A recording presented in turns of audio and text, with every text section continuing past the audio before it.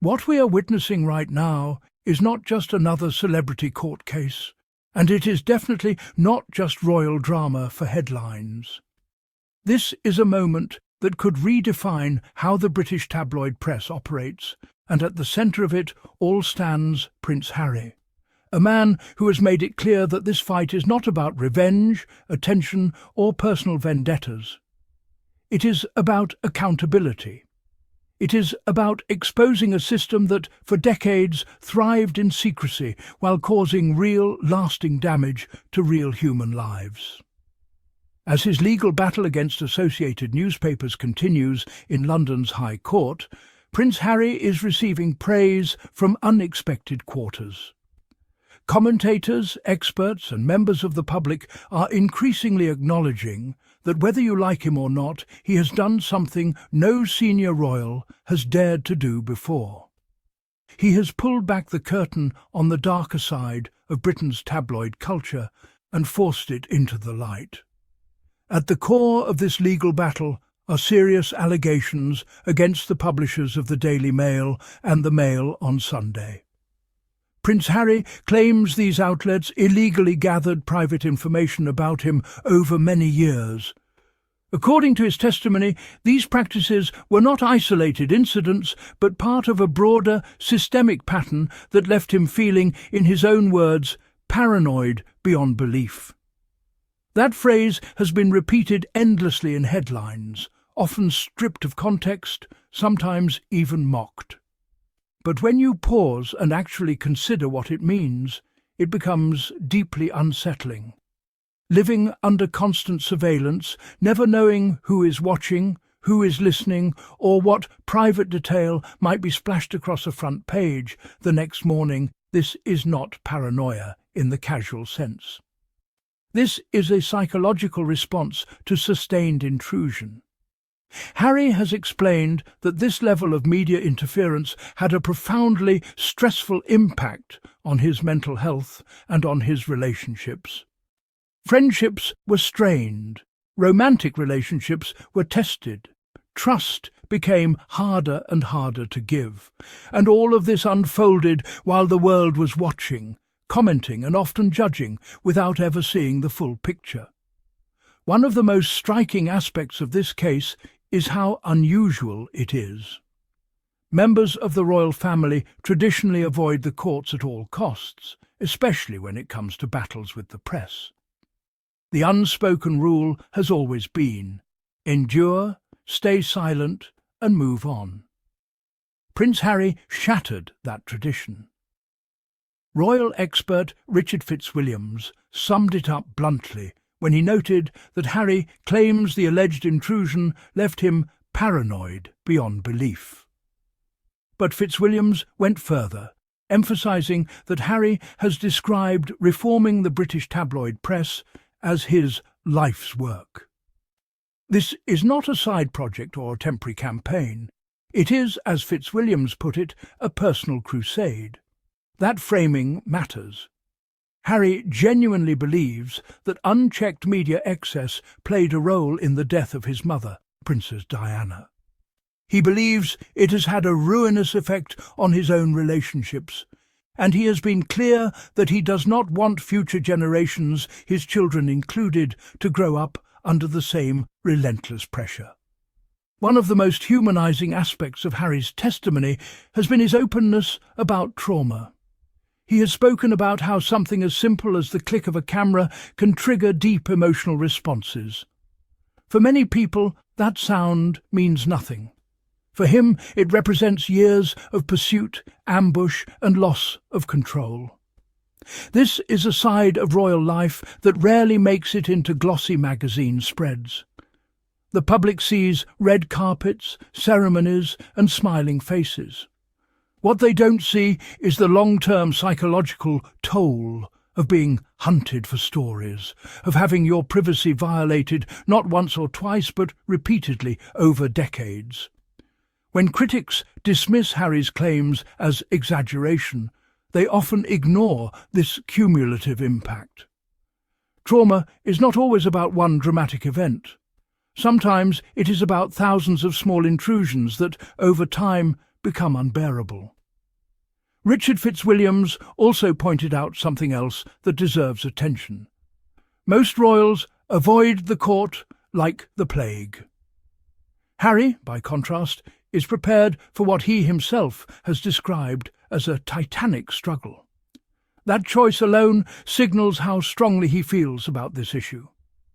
Taking on powerful media organisations is not easy. These companies have vast resources, experienced legal teams, and deep influence. By stepping into this fight, Harry has accepted years of scrutiny, criticism, and personal attacks. Yet he continues, seemingly convinced that the broader principle is worth the personal cost. And that is where public perception begins to shift. Royal commentator Meredith Constant described this trial as the end of a long journey for Prince Harry against tabloid intrusion. Her words suggest closure, but also validation.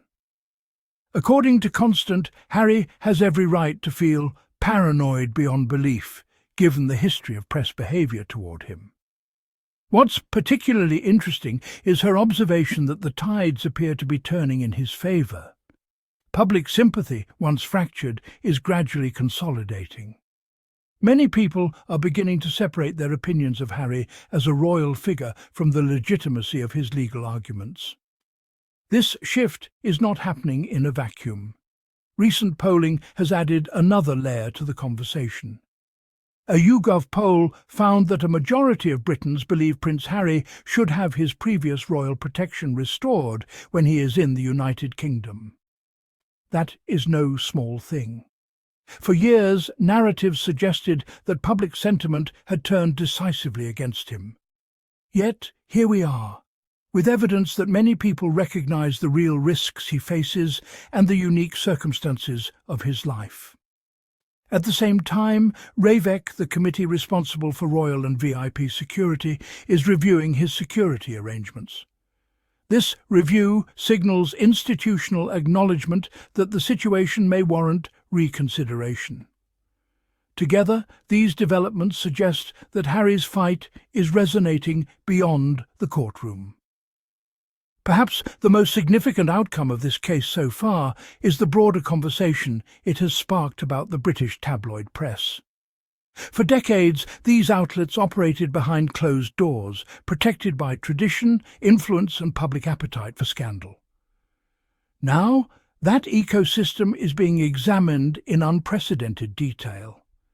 Allegations of illegal information gathering, covert surveillance, and unethical practices are no longer whispered rumours. They are being discussed openly in court, reported globally, and debated by the public. As Meredith Constant pointed out, there is a growing distaste for how the tabloid press continues to operate. People are asking hard questions. Where is the line between public interest and exploitation? Who holds the media accountable when it crosses that line? Prince Harry has undeniably cast a spotlight into areas that many would prefer remain in the shadows. It would be easy to frame this entire saga as a personal battle, but that would miss the bigger picture. If Harry succeeds in holding these publishers accountable, the implications could extend far beyond his own case. This could set precedents. It could empower other celebrities, public figures, and even private individuals to challenge invasive practices. It could force media organisations to rethink methods that were once considered untouchable. In that sense, Harry's fight is not just about his past. It is about the future of journalism, privacy, and ethical reporting in the UK. As the legal battle continues in London's High Court, one thing is clear. This is a moment of reckoning. For Prince Harry, it is about reclaiming agency over his own story. For the tabloids, it is about answering for years of conduct that many assumed would never be challenged. And for the public, it is an opportunity to reflect on our own role. After all, tabloids thrive because people read them. The demand fuels the supply. If attitudes are truly shifting, as polls and commentary suggest, then real change may finally be possible. Prince Harry's decision to take on the British tabloid press is unprecedented, risky, and deeply personal. He has spoken openly about fear, trauma, and paranoia, not as a performance, but as lived experience. Experts acknowledge the significance of his actions. Polls suggest public sentiment is more supportive than many expected. Institutions are reviewing policies that once seemed fixed. Whether this case ultimately succeeds or not, one thing cannot be undone. The conversation has changed. The shadows are no longer as dark. And the media culture that once operated with near-total impunity is now facing questions it can no longer ignore. This is not just a royal story. It is a story about power, privacy, and the cost of silence. And thanks to Prince Harry's willingness to fight, it is a story the world is finally paying attention to. If you found this breakdown insightful, make sure to like, comment, and subscribe for more in-depth discussions on royal affairs and media accountability. Share this video to keep the conversation going, and let us know your thoughts below. Do you think Prince Harry's fight will lead to real change in the British press?